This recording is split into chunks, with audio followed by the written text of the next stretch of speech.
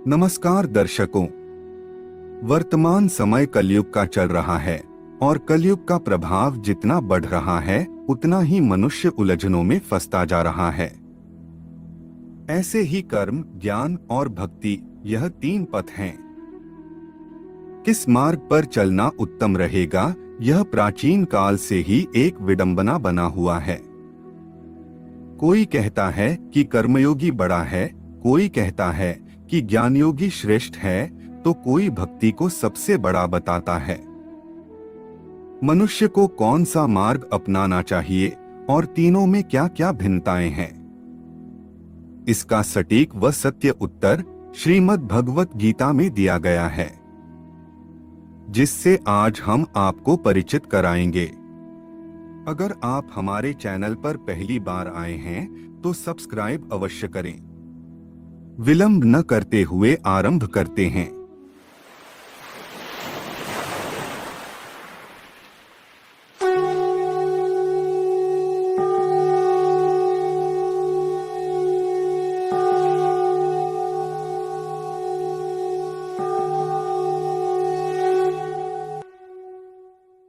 कर्मयोगी, ज्ञानयोगी और भक्ति योगी, यह तीनों प्रकार के व्यक्ति एक दूसरे से भिन्न होते हुए भी समान हैं।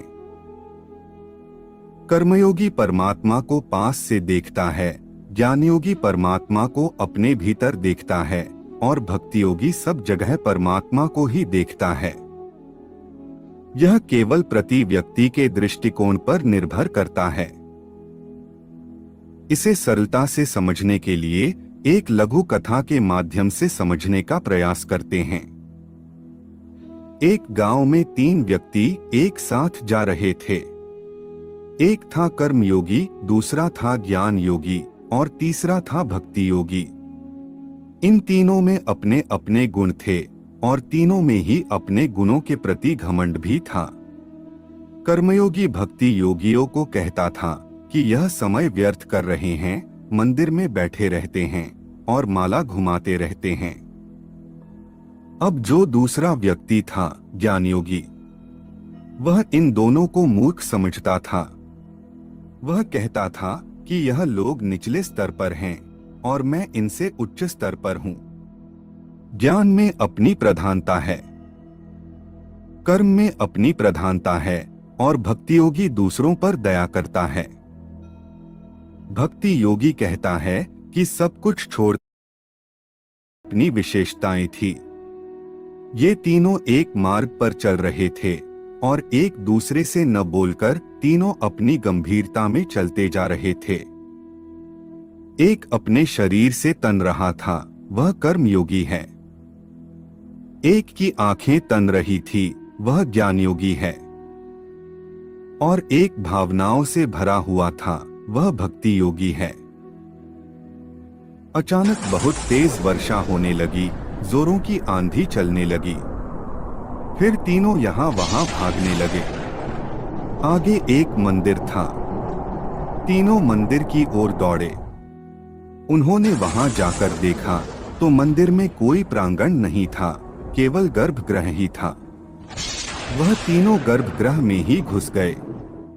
वहां उस गर्भगृह में कुछ भी पकड़ने की वस्तु नहीं थी, केवल भगवान की मूर्ति ही थी। फिर तीनों ने भगवान की मूर्ति को पकड़ लिया।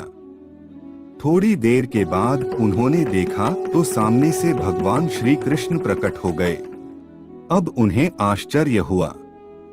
तीनों के मन में एक शंका थी, जिसे एक एक करके वह भगवान से पूछने लगे।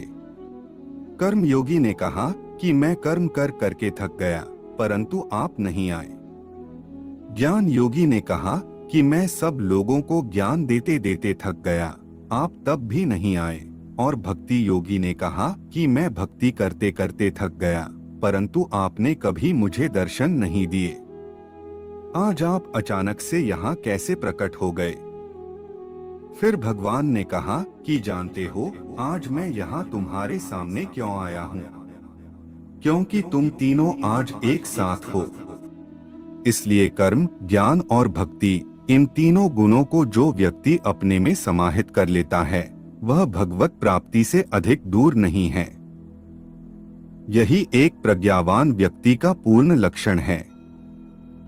श्रीमद् भगवत गीता में श्री कृष्ण ने अर्जुन को कर्म योग, ज्ञान योग और भक्ति योग की शिक्षा दी। ये तीन ही रास्ते हैं जो जन्म मरण के चक्र से आत्मा को बाहर निकालकर परमात्मा तक ले जा सकते हैं। कर्म करें और उसे परमात्मा से जोड़ दें, ये कर्म योग है।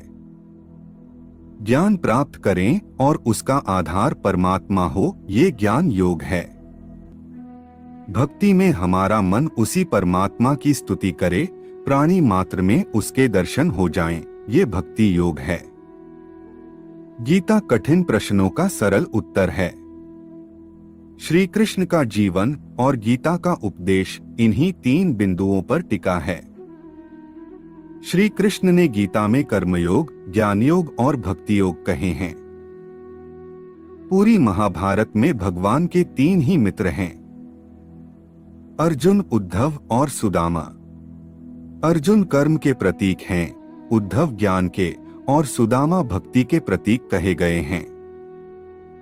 ये तीन मित्र ही हैं जो हमारे जीवन को सही मार्ग पर ले जाते हैं। वैसे ही तीन महिलाएं हैं, द्रौपदी, राधा और कुंती। द्रौपदी कर्म की प्रतीक हैं, राधा भक्ति की और कुंती ज्ञान की। कृष्ण का संपूर्ण जीवन और गीता का सार तत्व इन तीनों योगों पर ही टिका हुआ है। जब युद्ध के तुरंत पहले सामने खड़ी सेना में अपने ही परिजनों को देखकर अर्जुन दुखी हुए, संन्यास का मन बना लिया, तब युद्ध रोकने का हर संभव प्रयास कर चुके कृष्ण ने उन्हें युद्ध के लिए प्रेरित किया। ये बड़ा भारी विरोधाभास है। जो भगवान कृष्ण शांति दूत बनकर गए, इंद्रप्रस्थ न देने पर दुर्योधन से 5 गांव मांगकर भी युद्ध टालने को राजी थे, वो अर्जुन को समझा रहे हैं कि युद्ध कर और उन सबको मार जो अधर्म के शिविर में हैं। गीता केवल पढ़ने वाला ग्रंथ नहीं है, बल्कि अपने जीवन में ढाल लेने के संपूर्ण गुण श्रीमद् भगवत गीता में हैं। योगिनामपि सर्वेषां मद्गतेनान्तरात्मना श्रद्धावान भजते यो माम समे युक्ततमो मतः। इसका भावार्थ है कि सभी योगियों में जिनका मन हमेशा मुझ में लीन रहता है और जो बड़ी श्रद्धा के साथ मेरी भक्ति में लगे रहते हैं, उन्हें मैं सबसे श्रेष्ठ मानता हूँ।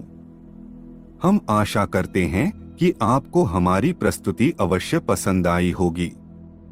परमात्मा की कृपा सदैव आप पर बनी रहे। अगर आपको हमारी प्रस्तुति अच्छी लगी हो तो लाइक करें, कमेंट करें और चैनल को सब्सक्राइब अवश्य करें।